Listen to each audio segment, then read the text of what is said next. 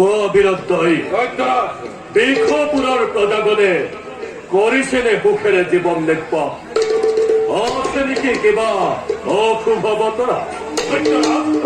যি শংকা কৰিছিলো আমি সেই শংকা নহয় বোলো। গুৰু শুক্ৰ দৈত্যৰাজ চবত বৃহস্পতিৰ পুত্ৰ তোতে কৰিছে নিবা মোৰ ৰাজ্যত দেৱতাই কৰিছে নিবা? মোৰ আশ্ৰয়তে থাকি মোৰ বিনা অনুমতিতে কোন সাহে শুক্ৰাচাৰ্যই কৰে নে ঘোৰ অপৰাধ?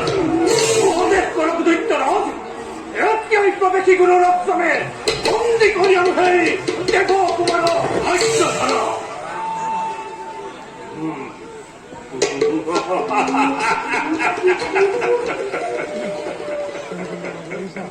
উত্তেজনাৰে পক্ষপতি হৈ কৰো যদি সেই কাম, গুৰু বিতুষ্ট হব দানৱৰ প্ৰতি, আৰু গুৰু বিতুষ্ট হলে দানৱৰ সৰ্বনাশ জানিবা ধৰো। কি হব উপায় তেন্তে কওক দৈত্যৰাজ। উপায় গুৰুৰ ৰাজ্যতে কচক ভালদৰে কৰিবা নিৰীক্ষণ। মনে মনে হয় সন্দেহ গুপ্ত বিদ্যা শিকিবৰ বাবে শুক্ৰাচাৰ্যৰ শিষ্যত্ব কচে কৰিছে গ্ৰহণ।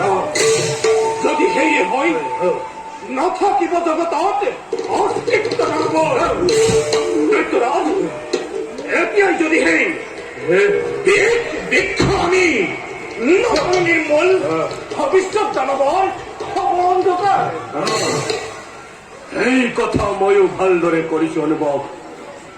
চলে বলে কৌশলে খত্ত কৰিব লাগিব নিৰ্মল, কিন্তু ধীৰে ধীৰে। গুৰুৰ মনত যাতে নহয় সন্দেহ, তাৰ বাবে তোমালোকে সবা সাৱধান। যোৱা বীৰজন প্ৰতি হোৱা কৰ্মত নিজৰ ভংগ হল সভাই নলতে।